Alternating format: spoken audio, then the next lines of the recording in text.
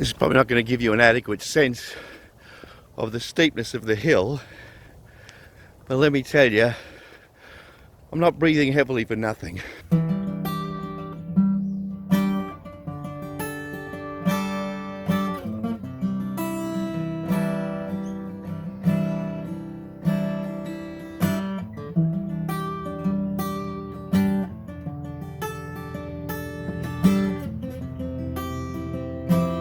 G'day, I'm Roland Hearn, and this is A Walk in the Garden. Well, it was truly wonderful to have Chang with us last week and to hear the song that he's written that is now going to be so much a part of A Walk in the Garden. In the near future, Chang and I will get together about once a month and talk about the issues that confront us in this journey. Ultimately, the walk in the garden is a relational journey, and so it is better as a conversation than it is me just talking about stuff. Eventually, I hope that we might be able to get together more often than once a month and do a lot more together. But time is against us a little bit at the moment, so we'll try and keep it consistently once a month for now. Today, I want to explore one of the ideas that flows from those 5 things that we were talking about, those 5 concepts for the walk in the garden: trust, safety, vulnerability, affirmation, and belonging. And today I want to look at the issue of trust and how that relates to the idea of shame. You'll remember a couple of weeks ago that I talked about shame and how that sets the tone for us in our humanity, that as we struggle with our own sense of worthlessness, that is the experience of shame. And that can only be responded to by love. And love manifests itself in those 5 different ways. I wanted to tell you a story that relates those 2 concepts together, but I decided that rather than simply tell you the story, I would show you. So come for a drive with me, and let's go and put these pieces together, shall we? Come on.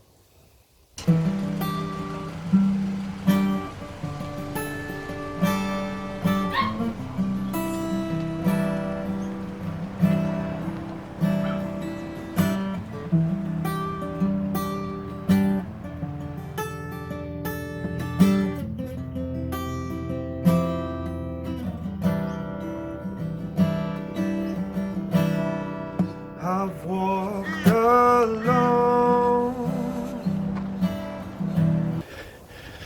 This is probably not going to give you an adequate sense of the steepness of the hill, but let me tell you, I'm not breathing heavily for nothing.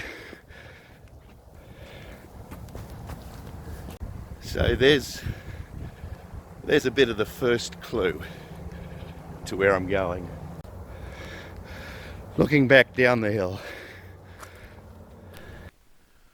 Arriving at the top of this mountain, you come to Wild Horse Mountain Lookout. Wild Horse Mountain is the most easterly of the Glasshouse Mountains. The tragedy for me was that the day was so windy, and you can see the wind there, that the air was filled with dust and smoke, and the wind obliterated my sound, so that's why I'm doing this voiceover. But I'm looking east from the lookout back towards the Pacific Ocean, and there in the distance you can see Bribie Island, where I was a couple of weeks ago. This is the road back home to Morayfield. It's just about a 30-minute journey. I've driven up this road thousands of times in my life and passed the Glasshouse Mountains more times than I can possibly recall, but I've never stopped at this lookout. I'm so glad I did today, even though the air is really filled with dust. The Glasshouse Mountains are what they call intrusive plugs. More than 25 million years ago, there was a massive volcano in this location that stretched for hundreds of kilometers and who knows how high. The lava filled the vents in the mountain, and when they exploded, all that was left were the solidified remains of those vents. In 1770, Captain James Cook was sailing up the east coast of Australia, and early in the morning he was stopped just off Bribie Island. And he looked back inland and he saw these mountains, and the sun glinting off them reminded him of the glass houses that they used back in England to keep various plants from different areas of the world.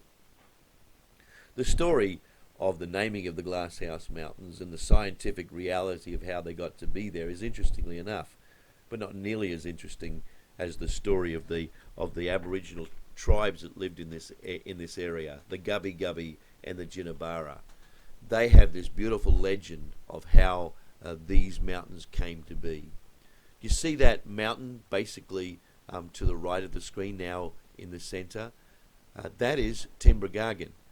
Timbragargan is a very bulky mountain, and when you get close to it and you look at it from a certain direction, it looks like it's an old man squatting down, and this is what gave rise to the legend. In the middle of the screen now, the broadest of those mountains is Biawa. Biawa is Timbragargan's pregnant wife, and she is heavy with child. Next to Timbragargan is Coonarin, and Coonarin is considered to be the oldest son of Timbragargan and Biawa. Timbragargan saw the waters rising one day, and he feared for the life of his family. He gathered them together and huddled all the children together, and they began to flee. He called out to Coonarin to go and get his mother and bring him to him. Coonarin was so terrified by the rising waters that he ran off. Timbragargan chased him down and beat him and broke his neck, and you can see there his broken neck against the background of his mother. The children all gathered together, the family gathered together. Timbragargan was weeping because of the broken trust of his son that had brought so much shame on his family. And as they wept together and mourned together, they solidified as this mountain series. And their tears created all the creeks and rivers that are numerous in this area.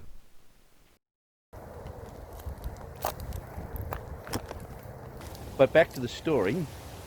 So it was fear that caused Coonarin to run and abandon his mother. But the abandoning of his mother is what broke the trust. And it was that broken trust that brought shame on the family. And it was that shame that caused the father to feel so angry that he attacked his son. And it was the shame that had been brought upon the family that caused all of the children to cry and create the creeks. This is an ancient story, tens of thousands of years old. This phenomena of shame is clearly recognized wherever you have communities of people that live together.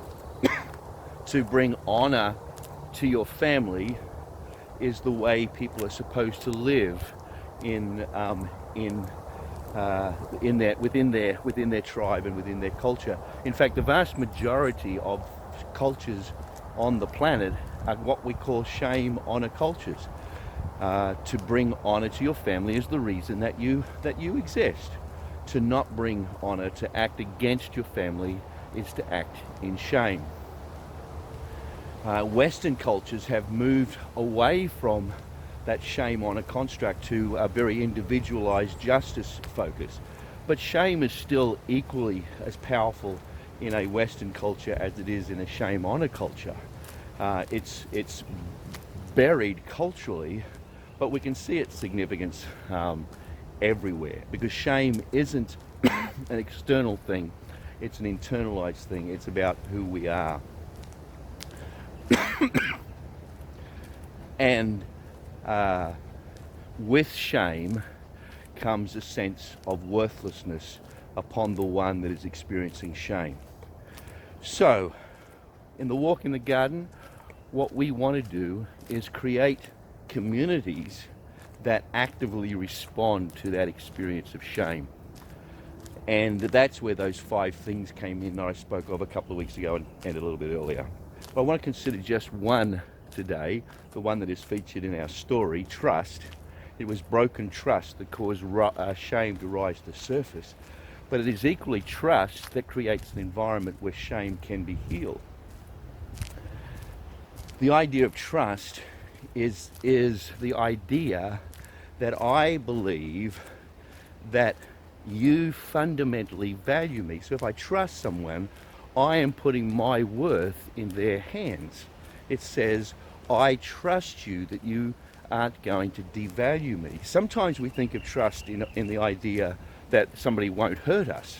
Well, in actual fact, that's not true. While it's by far the preferred process to not be hurt, and people that have trusting relationships don't set out to hurt each other, but because we're human beings and because we're limited in our capacities, we do hurt each other. So trust isn't about not hurting each other.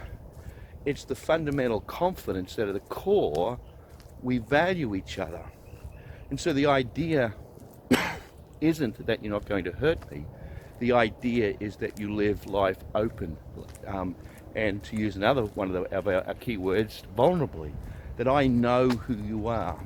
And because I know who you are, because you live in an open way to me, and I can see who you are, that when you hurt me or I hurt you, that there is a very willing process of repentance and forgiveness, because we know at the core of a person's being, their desire is to bring worth and honor to the other, not hurt. And so to create an environment where we love each other, that is safe for the walk in the garden, what we do is we live openly and we continuously communicate to each other the idea that the other one is valuable to us. And the more we communicate value to each other, the more we're able to trust each other. And the more we are able to trust each other, the more we create a safe place where love can reign and shame can be dealt with. So I hope this little journey into my backyard became an interesting part of the walk in the garden and helped to illustrate the idea of shame and trust. Until we get together next time, keep walking in the garden.